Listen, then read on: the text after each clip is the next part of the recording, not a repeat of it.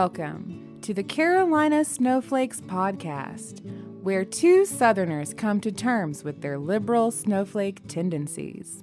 We're your hosts. I'm Amanda. And I'm Jason. And we are here with episode number 18 of the Carolina Snowflakes podcast. We're calling this one Snowflakes Snow Thanks. That's right. Because this is Thanksgiving week. Mm-hmm. If you're listening to this on Monday anyway. And I've never been a fan of Thanksgiving. No? As a holiday in general, I am an incredibly picky eater. I might be the pickiest eater of anyone I've ever met. Yeah, you're definitely the pickiest eater that I've ever met, for sure. It's pretty extreme for me. So a holiday that revolves around people putting food in my face and telling me to eat it or I don't love them is not an ideal place for me to be. Yeah, Thanksgiving's definitely like a feeder-oriented event, for sure. I mean, I've said this for a long time. Crack pushers could get a lesson from how people push food on Thanksgiving. If they were as adept at pushing crack onto the masses as a family is at pushing pie on Thanksgiving, that's right. We would all be crackheads. That's right. And or pie heads. Yeah, it's ridiculous how bad it is. And it's like you only love the person if you eat their food, which is such a weird concept to me. It's also very Southern. I think it is. I think the whole kind of connection between food and love is a very Southern thing. So if you're both showing love by presenting food to others, and then you're showing that you reciprocate that love by eating the food. It's such a nightmare. It really is. And even for people like me, I'm not a picky eater. So I'll eat everything. Mm-hmm. And so people like me, what happens is we end up wanting to try everyone's dish. Yeah, to show them you love them. And then before you know it, like, you're stuffed to the gills, miserable, and your stomach's like, what did you do to me? It's basically the inverse of my problem, which is where I'm like, everyone now hates me because they think I don't love them because I'm not going to eat their weird-ass food. And you end up hungry. Yeah, and I'm hungry too. Because you're like, I'm not eating any of this. Yeah. And it's weird. I know there are other picky eaters out there who probably have the same fundamental problem with Thanksgiving. Yeah, and it's kind of just a weird concept. And I feel, honestly, like serious talk here for a minute. Yeah, okay. I feel like probably 3/4 or more of people have food issues in one way or another, from one extreme to another. And here we have this entire holiday that's like focused solely around food. Mm-hmm. What a nightmare. Yeah. And this year particularly is bad for me because I didn't get my favorite holiday, which is Halloween. Yeah. See, I'm someone who absolutely loves Halloween. I love dressing up. I love putting on costumes. I love getting drunk and celebrating, and everyone gets to wear whatever they want. Girls dress slutty. It's great. Fantastic. Yeah. No, well, Halloween is by far our favorite holiday as a couple, too. Like, yes. It was one of the first things we bonded over was just the aesthetic and awesomeness of Halloween. And so this year in 2020, that has been stripped away from me. And I didn't get Halloween. I just sat at home by myself. No, we gave it up, and that was really unfortunate because we've thrown a Halloween party every year. Yep. For like the last 3 years. Yeah. And they've gone over really well, and people have liked them, and looking forward to the next year before the current year's party is even over. Yeah, and then what happens? Coronavirus takes that away from me, and then it's like, okay, now there's a holiday that revolves around obligation and food, my two least favorite things in the whole world. Right, and you're like, I don't want to participate in that. Obligation and food? No, thank you. Yeah. I know there's some people who like those things, but not for this guy. And no, you definitely do not like to feel obligated to do anything. Yeah. And you also don't like food pushing and casseroles and, you know. So overall, it's kind of a nightmare.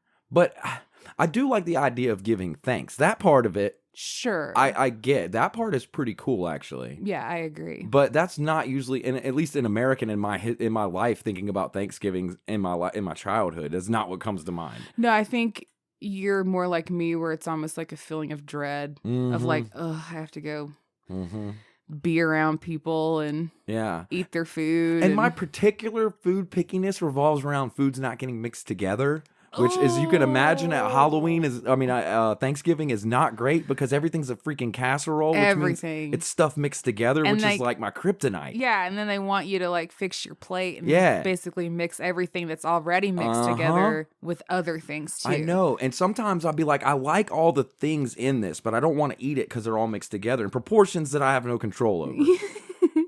That's just an individual thing. I think that's really just you. But it makes that whole holiday kind of a I totally get it. No, I absolutely. Also, I realize that Americans were like morbidly obese as a nation, so a holiday that revolves around stuffing food in each other's faces is probably not ideal. Are you stuffing it in each other's faces? I don't know. Weird. Like a bride and groom, like with the wedding cake. Eat grandma's casserole. Come here. That's how it feels on the inside. It might be a dramatization. I think that's a little bit hyperbole. But I wanted to get that out because these are the emotions that I feel around Thanksgiving.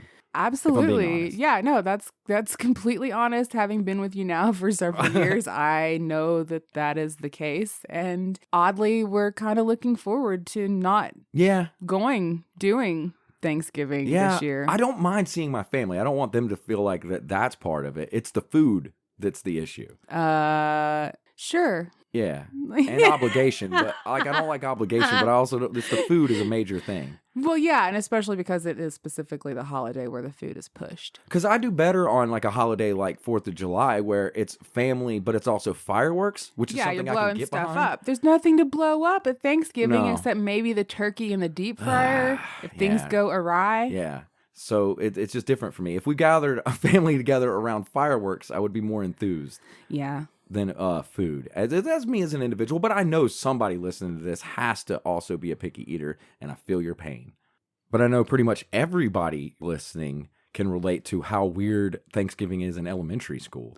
Is it weird or just overhyped? Well, yeah, overhyped.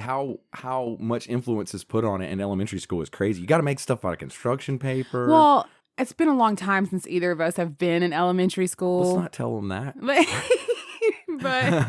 But maybe things have changed. I just know I remember being in like kindergarten. Yeah. And there being this whole week-long celebration of Thanksgiving and misinformation about white people interacting with natives and something about some corn. You didn't know it was misinformation at the time. No. It turns out perhaps it was. And then we had to do like arts and crafts. So we had to make construction paper feather headdresses. Yeah. Because that's cultural appropriation. And that's also when we sat Indian style. Oh, they don't do that anymore. No, it's crisscross applesauce. Yeah, they don't do that anymore. But it used to be, okay, everybody, gather around. Let's sit down Indian style. That's how it was when I was a kid. What? I don't want the audience knowing I'm that old, but yes, that's what it was called when I was a little nuts, kid. Yes. And we used to make little, you used to have to make a turkey. You like trace your hand. Oh, yeah, the hand turkey. And then make a turkey out of your hand. I remember that. And I remember they would do like the pilgrims and they would have the hats with the buckle on them. Uh-huh. And my theory is that the buckle was so that like when the grown-up person whose head was bigger would give the hat to their young son, like, here you go, here's your working hat. Here you go, Lassie. They could tighten the buckle. Now, yeah. I don't know if that's what the buckle was for. I feel like the buckle was more symbolic of some kind of like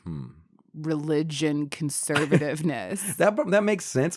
My child brain thought that it was like a belt for your hat. You're like, that's a hand-me-down hat. Yeah. So you can strap it to your head. I don't know if that's true. I don't know either. I'm going to look into it. We'll have to look that up. We'll fill you guys back in when we figure that one out. Yeah. The mystery of the pilgrim buckle. But we had to do a little play. I remember having to do a little play where I had to learn the Emancipation Proclamation for some reason, which I don't know if they did that at Thanksgiving, but I related. I was going to say, was that Thanksgiving? No, it probably wasn't. It was probably in February, but I relate them together for some reason. It was probably because it was colder weather. And it was like a play we had to do, and I think like... Yeah.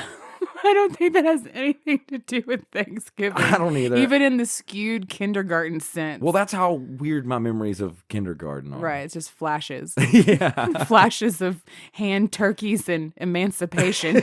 Yeah.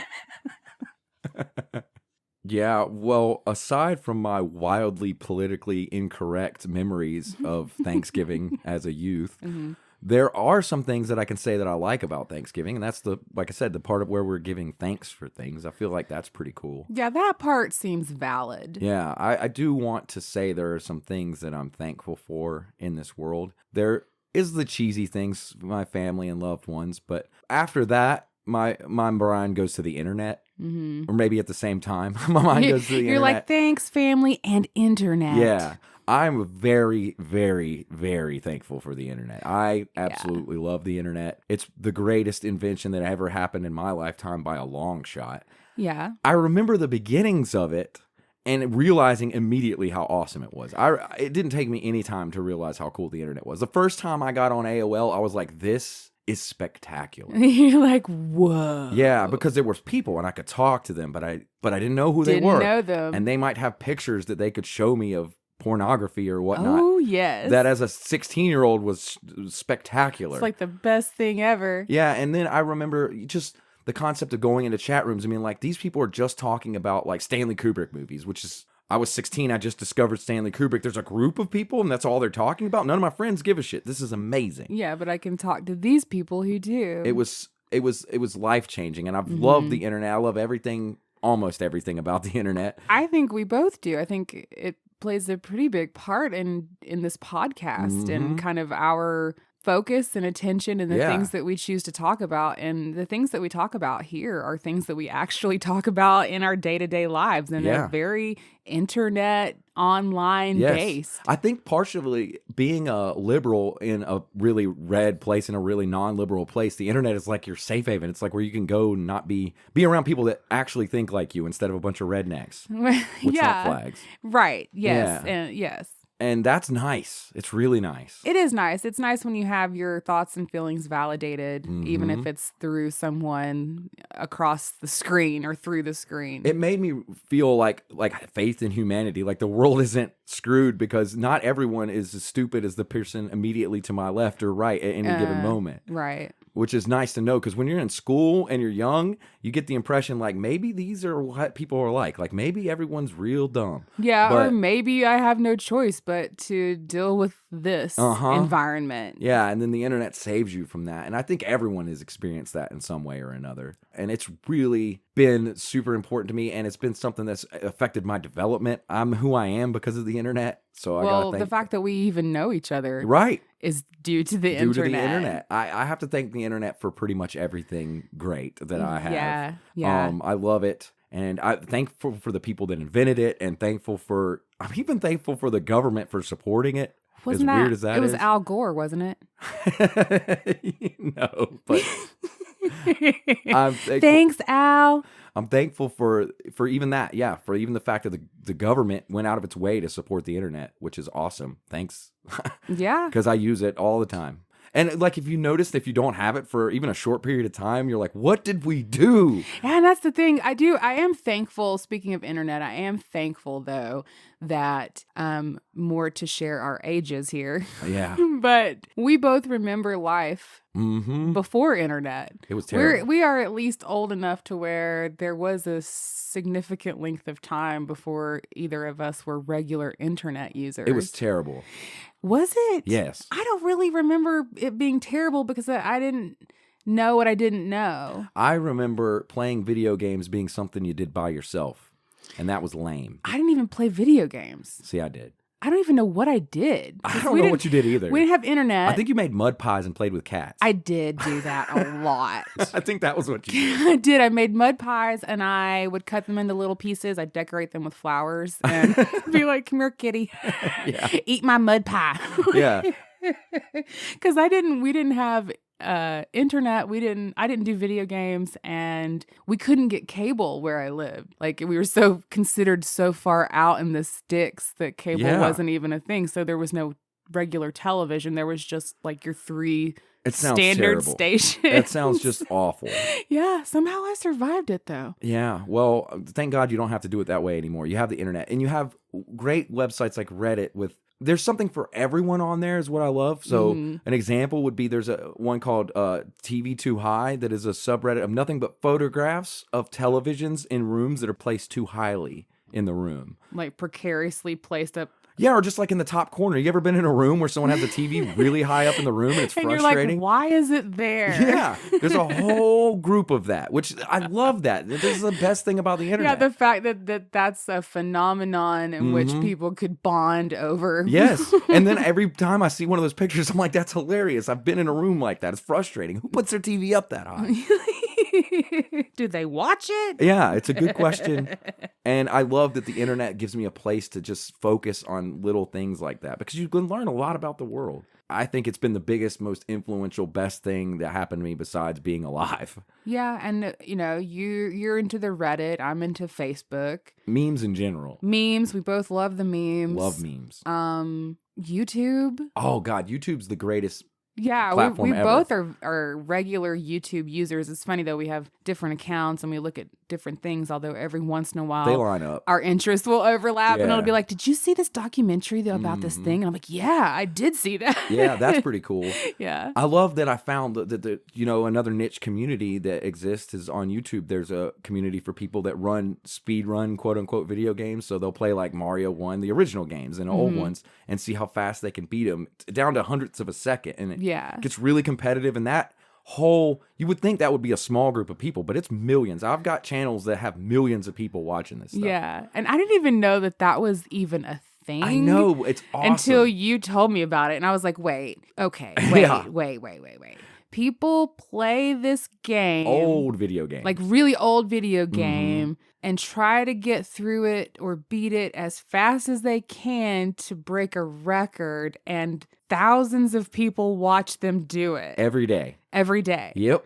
It's weird. Amazing. It's amazing. Well, it's so great because it's something for everyone. That's what I mean. If you're interested in that, it's so cool that is a place that you can go to. Before you had to somehow go to a place where they do competitions and like wait for the once a year, or you just would never go at all, and it would be like just a thing you did by yourself in your room, right? and no one would ever know, right? And which is boring and lame and not cool. Like that's what I love about the internet is it's allowed us to expand what's fun and to expand what we do with our time and expand our connections and kind of our own communities. Right. And if you are really interested in something, you don't care that it's only 100,000 people around the world that are interested in it. That's 100,000 people, and that's really cool. Yeah, and you can talk to them and connect with them. I love it. But it also has opened up shitholes like 4chan and Flat Earth and all that. But sure. I mean, the exchanging of thoughts and ideas and information is going to naturally extend to some bad things. But I kind of love that too. That gives us material for the show. It does. It gives us something to go look at and be like, ew. So my point is kind of that like even when these niche communities are shitty that you don't like, it's still interesting. You still learn. As much as I hate the MGTOW and the incels, I learn from them. So it's something. And the fact that they can organize lets you see. It's like I used to always say, if somebody is dressed as a Nazi and has a Nazi swastika on their like tattooed on their body, it's like I kind of appreciate that because I know by looking at them that they're a Nazi and I don't have to get tricked into thinking they're a good person. Yeah, there's something kind of nice about like people who just come out and say like, hey, I hate women and I'm a misogynist. I am an incel. Yeah, and it's like, okay, cool, you're a misogynist. So like I know not to listen to you right off the bat. I know to discredit basically anything you say to me. Right, it's kind of nice. Yeah. In a way, it's convenient. And the internet, having these little communities has caused that to happen. I could go on and on for hours about how awesome the internet is, and I probably will. But no, not if I cut you off. Yeah, we're going to cut that off there because Amanda has a list of things that she's thankful for that I really wanted to get into. I have a list. So I put together a little list of things that I am thankful for. That's awesome. Number 1, I'm thankful that women can run for president. I'd be thankfuler if they could win. Yeah, I put a note under, we never win, but we can run. Yeah, I would be more thankful if they could win, but I am thankful that they could at least run. It wasn't that long ago they couldn't even vote. Exactly. Yeah, exactly. So progress. Progress. We're getting there, ladies. Thanks, Kamala. One of these days. Kamala is one of these days we'll run and win. Yeah. And it'll be great. Yeah. Well, I'm glad. Yeah, that would be nice. I am thankful for the makers of birth control. Oh, yes. Considering that we're in 2020, the pandemic, and everyone's staying at home, or supposed to be. Uh-huh. Birth control will help and prevent unwanted pandemic pregnancies. Pandemic babies. Pandemic babies. Which sounds like the best death metal name ever. It does. Or we like are pandemic album. babies. And I kind of wonder too, like how many parents are gonna name their kids pandemic. Like their baby. Like, there's gonna be at least one. Pandemic. This is Pandemic Smith. I'm gonna copyright that for a metal band. Hello, California. We are pandemic babies. That sounds awesome. I'd listen. Yeah. I am thankful for super smart science bitches. They are our only hope at this point. Like, if left to our own devices, we would just implode. Yeah. They're inventing vaccines, and they're kind of related to the birth control thing. I think some of them were science bitches. Yeah, man. So I'm glad for them. I'm not one. I could never be a scientist. No, but we fully support. Yeah, but I support them and encourage and cheer and champion. Thank you for saving humanity from itself. Unless you consider humor a science, I am not a scientist. Right. Yeah. I'm thankful that conservatives began calling liberals snowflakes. Yeah, I am glad they did that. That's where we got our name. It is, because they took this term and made it into like a derogatory. It's weird. I don't even understand how snowflake is supposed to be derogatory. Well, it's like a snowflake in the sense of each one is different and special and unique, and they're like slinging that back at liberals and saying like, you think you're so special and unique and you're precious and you're, sensitive and weak. It's weird though, because I would make the logical argument that if I operate under the assumption that everyone is special and unique, then I'm capable of more empathy. That seems obvious to me. It does seem obvious to me too. Yeah. So like any way that would increase empathy seems to be like a positive thing to me. So either way, we just full on embraced the term and did that thing where like you reclaim the negative by calling ourselves snowflakes. Yeah, and they gave that to us, so thanks, conservatives. Thanks, guys. Because I really do believe that anything that increases empathy is a net positive for America. And for us. Yeah. I'm thankful for George Washington Carver. Oh, yeah. Because I love peanut butter. I love peanut butter, too. Peanut butter is my favorite food in the entire world. It might be my favorite food in the entire world, too. It's damn good. I like it so much I named a cat that wasn't mine peanut butter. We have this. So there's this cat, right? Who belongs to our neighbors. Yeah. And she kept wandering over pretty much every day, hanging out at our house. Yeah, and being all sweet. And we sort of pseudo-adopted her. And I named her Peanut Butter. Because we don't actually know what her given name is. No, she's Peanut Butter. So she's Peanut Butter to us. Yeah. And now she responds. She does. She knows her name. If you call Peanut Butter, she's like, oh, hey. That's because I like that food so much. I just named her after something I like. Well, it reminds me of when I was a kid, there was another little kid who had a cat. Like, he lived right across the street from the school where we stayed after for the YMCA.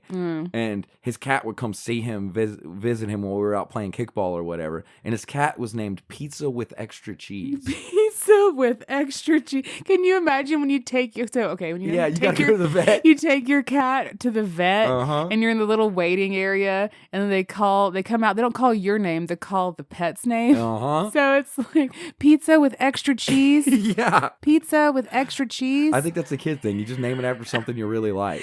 Well, now the neighbor's cat is just peanut butter. It's just peanut butter, which is awesome. Yeah. I'm thankful for MTV. Oh, yeah, MTV. And not even, I miss it. Sadly, not even really for like the music video part of things, although that was great. That's where you and I differ. I love the music videos. I did love them. I obviously, when we finally got cable out in the sticks, my television pretty much stayed on MTV nonstop. That's awesome. I love the MTV and too. So I obviously did love the music videos and the shows and stuff. Thriller. Oh, yeah. But what I appreciate about MTV the most is that they were kind of the catalyst for what we now have as reality TV. Yeah. And I'm a reality TV The Real World fan. Yeah, because The Real World started with MTV. Little tidbit for you. A girl I went to high school with that I graduated with that sat next to me in English class was on The Real World. Really? Yep. Which one? Do you remember? Her name No, was which Real World? I don't remember. It was later. It was obviously later. Oh, okay. I think it was San Diego, but I could be wrong. How interesting. Did you watch it? Yeah. And you were like, hey, I know her. Yeah, she sat beside me in English. Her name was Cameron. That's nuts. Yeah. Huh, okay. She put on her accent way thicker than it was in real life. It was really funny. In the show, she like did the Southern accent up, and it was hilarious because she never did that in school You're at all. like, that's not real. Yeah. She was really popular in school, and she yeah. had rich family. So, I mean, like, I know how it happened. Of course, of course. It was weird, though. She was on there. But thanks to MTV, I've gotten to watch shows like Project Runway, which I literally watched every episode of every season. Yeah, I watched some of that with you. I was a die-hard Project Runway fan. Oh, Tim Gunn. I named my car after Tim Gunn. It's actually not a very bad show. There's some pretty good stuff in there. It's a great show. And Heidi Klum, Van der you're in. And the next, you're out. You used to always give me credit for being good at judging fashion. You got really good at it. Yeah, for somebody who dresses like absolute shit. You'd come out, like, I called you your hobo shoes. Yeah. When we first started dating, your shoes had so many holes. And the shirt you're wearing right now has a gigantic hole right in the front of it. Yeah. Like, what is wrong with you? Dresses so much like a homeless person. I'm pretty good at judging fashion. You would come wandering out. I'd be in the living room watching Project Runway, and you'd come wandering out to get a snack, and you'd take a look at something on the screen, and you'd be like, oh, he's gonna win. And I'm just like, how do you know that? I'd be then that's a pretty good looking dress. And then like 10 minutes later, sure enough, he'd win. I'm like, how did you do? Look at you. Yeah, I know. I was pretty good at it. I don't know why. How did you know fashion? I don't know. But yeah, it's like Project Runway or like Face Off, or RuPaul's Drag Race. Yeah. I'm really into like the that one's competition. Hard for me to watch because they're too mean. You always say that the drag queens are too mean. They are. It's cringy. It's hard to watch. Yeah. Well, for you. For me. I know that it's an act. Like part of the shtick of being a drag queen is to be catty. I mean, they call it reading. Like the library is open. Yeah, they read each other to filth. Yeah, it's crazy because I'm like, God, I wouldn't not and say you're like, this like hurts that. my feelings. Yeah, you're being so mean. He can't help his nose looks like that. He was born that way. I know, it's great. It's great.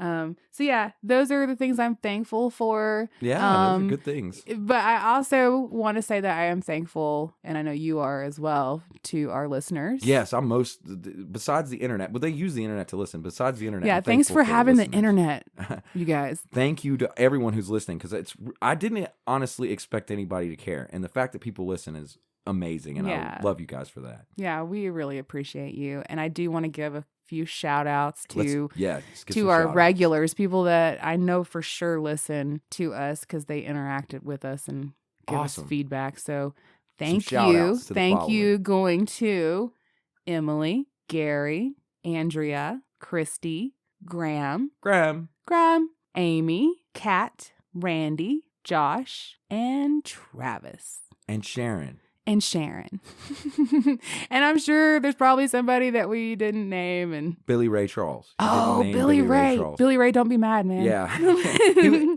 He won't be that mad, trust me. Yeah, no, he's like, it's all right. He doesn't usually make it through the whole episode, from my understanding. No, he tunes out. Yeah, he gets distracted. No, but really, if anybody's listening and you're like, I'm a regular and we didn't name you, let us know. Let us know. Yell at us. Yeah. Because we really appreciate everybody who listens, and I appreciate you. I appreciate you. I appreciate the fact that I met you, and that I fell in love with you, and that I made a show with you, and that you're really funny. And you had the best line in this whole episode, so I appreciate that, and I'm thankful for it. Well, I appreciate you as well, and I appreciate that we get to do this. Yeah, this is fun. Yeah, it's a lot of fun. It's great, and thanks for everybody for listening, and thanks to you for making this podcast with me. Mm-hmm. And I think we're going to end this one with a mic check minute. We are.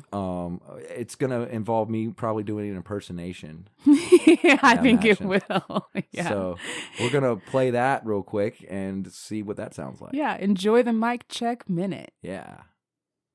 Right. Check, chickadee, check, check, check, 1, 2, check, 1, 2. Yes, well, hello and welcome to the Carolina Snowflakes podcast, where two Southerners come to terms with their liberal snowflake tendencies. I'm your host, George Takei. Yes, Well, George Takei. All right. Check, chickadee, check, check. Check 1, 2. You gotta do the wave with your arms and get loose. Gloosey goosey. Loosen up. Don't get too stiff. Be comfortable talking into the microphone. Be loose butthole. Loose. No, don't be loose butthole during podcast. You don't want to shit all over the place. Be comfortable talking into the mic. George Takei. You don't want to shit all over the place. Yes, well. Be comfortable talking into the mic. Be comfortable talking into the mic. Yes, well. I'm your host, George Takei. You don't want to shit all over the place. You don't want to shit all over the place. Yes, well. You don't want to shit all over the place. Oh, George Takei. Awesome. You're funny. Thanks. Well, that does it for this week's episode of the Carolina Snowflakes podcast. If you like what you heard, you can find us on the internet at the glorious internet. The glorious internet. carolinasnowflakes.com. Yeah, carolinasnowflakes.com. And if you want to find us on some social media on the glorious internet, you can find us on the Facebooks. Facebook.com/Carolina Snowflakes. And if we forgot to thank you, or if there's something we forgot to be thankful for, you can email us and let us know at carolinasnowflakes@gmail.com. gmail.com. Thanks for listening. Bye.